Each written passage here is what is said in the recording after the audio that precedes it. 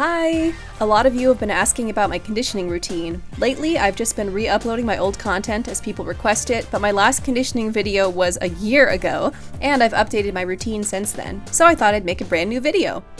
I'm in the pole room, wearing a black sports bra and tight cheetah print shorts. My hair is in a braid, but my new face-framing pieces of hair puff up wildly from the humidity and my sweat. I stand side-on to the static pole and bring my inside leg up as high as possible to hook onto the pole with my knee. I crunch to the side and back up, working my obliques. What do I mean when I say I'm an intermediate pole dancer? I mean, I've been at this home pole thing for about a year and a half, so my endurance, strength, and pain tolerance are greater than beginner level. Much of this is due to conditioning. It also means that my conditioning routine has adapted with me. The reason why this is such a long, boring shot is that I'm able to do so many of these crunches now. A year ago, I topped out at about 20 on each side. Now I do around 32 to 40 on each side twice. I did this by adding 1 or 2 reps on each side every time I do a conditioning session, which is once a week. Slow and steady is the name of conditioning progress. I switch to the other side and repeat the exercise. And of course, as you know, I can't do a conditioning session without getting distracted by my music. Today, the distraction came in the form of attempting to harmonize with Bo Burnham on the Inside Deluxe album.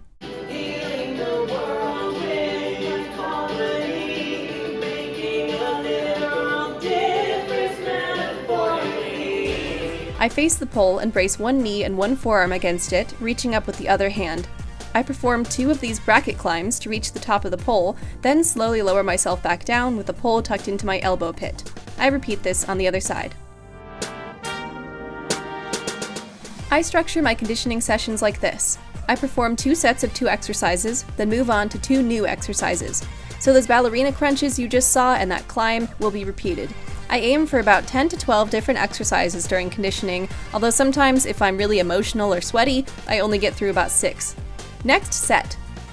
I climb the pole once, then remain in a half squat with my arms in front of my face. I pull myself up and close to the pole, then lower back down into the half squat. I repeat this 8 times with my hands facing each other, and then turn them to face me for another 8 reps. I repeat the exercise with the other leg in front of the pole and the other hand on top. You probably already have a sense that intermediate conditioning is just conditioning, but more. I'll do a couple of higher level exercises in a bit, but yeah, that's pretty much the concept. Adding reps or holding yourself up in the air for longer are privileges that come with training. I face the pole and perform an inchworm climb, in which I brace my back leg against the pole and use that to wriggle my way up as I pull up with my arms. I try to lower myself slowly, but my shorts get in the way and I shoot down, grimacing because the pole caught my skin on the back of my thigh and burned it. I hike the shorts up higher.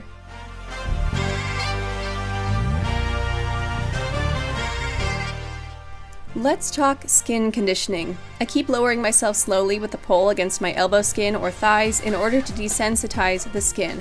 I don't do this as much these days since my regular training pretty much gets that job done, but a beginner will benefit a lot from just hanging out in a pole sit, getting used to the horrible feeling of their skin caught against the pole. Now, a musical intermission.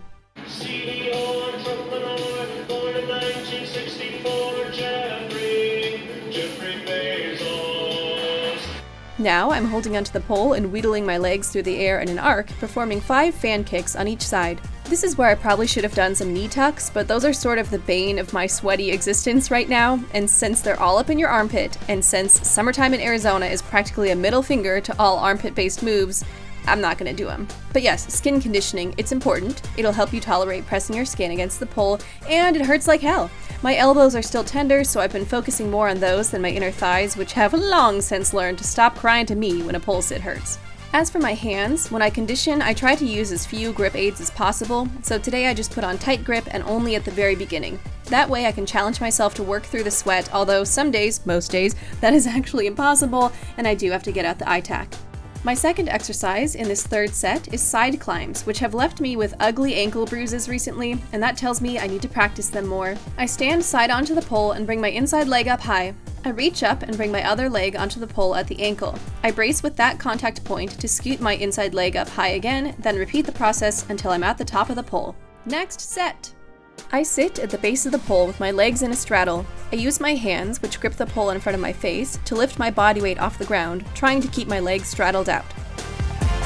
So this hands-only climb is really hard. I know some male people, who have never touched a pole in their life, who can do this fully clothed without even thinking about it.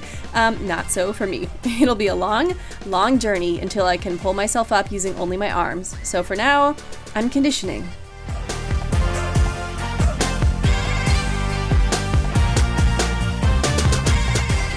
I stand side onto the pole, gripping it with my bent inside arm. I scoot my legs out in front of me, then lean back, using my inside arm like a lever, pulling me up and down to train my biceps. When I first started doing pole here at home, my conditioning sessions only lasted about 15 minutes because everything hurt and I had no endurance. Let me reiterate, the only reason I'm able to do so many reps of so many moves is because I slowly worked up to it. I have completely blown out my muscles by trying to do too much conditioning in one day. Once I couldn't sit comfortably for a whole week, so don't break your neck trying to do too much, but make sure you're challenging yourself too. I totally forgot to mention this at the start, but I did a full warm-up before getting anywhere near the pole, and if you're doing conditioning or anything on the pole, you should too. Don't play around with cold muscles, because the pole is much, much colder. As in, cold-hearted. As in, it won't hesitate to injure you. Do you know what I mean? Bye. Here's one of the higher level moves I've only just begun incorporating into my conditioning sessions. With my mat below me, I brace the pole against my left shoulder. I reach up with my arms and kick up with my legs for a bent leg shoulder mount, which I try to hold as long as possible. My other side manages to hold the position with straight legs. Shoulder mounts are really hard and feel especially hard on static pole to me. I only do 1 or 2 of these in any training session because they're new to me, but this is how I'll get better at them. I'm wiping my hands on my butt a lot, so you know what time it is. Inversion time! I stand side onto the pole. I place my hands against it, then take a step forward and launch my legs up and back until I'm hanging upside down with my legs in a V shape.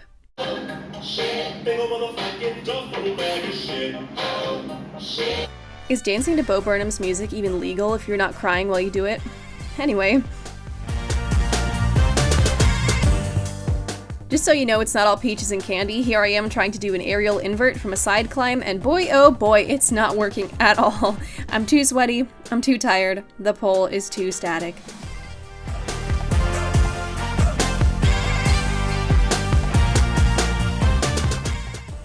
I'm still craving some lower ab work since my inversions weren't exactly, good, so I'm lying back on my mat with the pole to one side and bringing my straight legs up into a V, then lowering them back down with control. Yeah, so inverts should be easy after 18 months or whatever of continuous pole training, but sometimes my back is begging me to skip them and just do similar motions on the ground.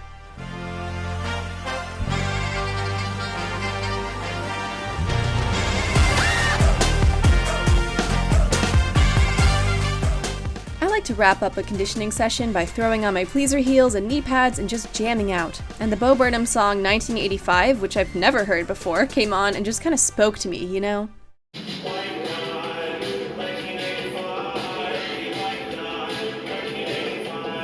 I dance around in my towering heels, dropping it low, kicking my feet, grabbing the pole and twirling around, and striking poses.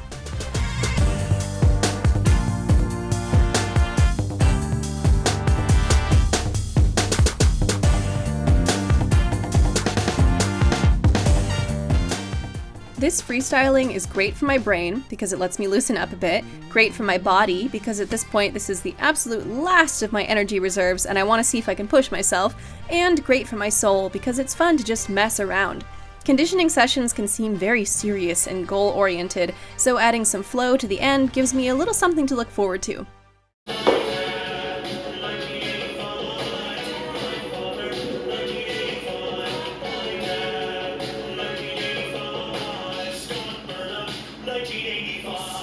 On the floor, I writhe around, straddling my legs, crawling seductively, and holding an upside-down split, which ends with me kicking the wall and staring guiltily at the camera. I try to push up from the ground onto my heels, but my balance is thrown off by their great height, and I pitch forward again before clumsily rising.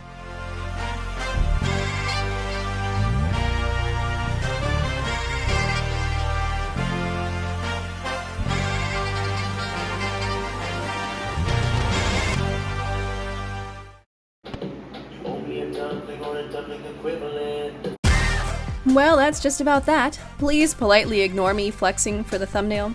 Let me know what your conditioning routine looks like. Remember to like and subscribe. I suddenly fall. Oh my god.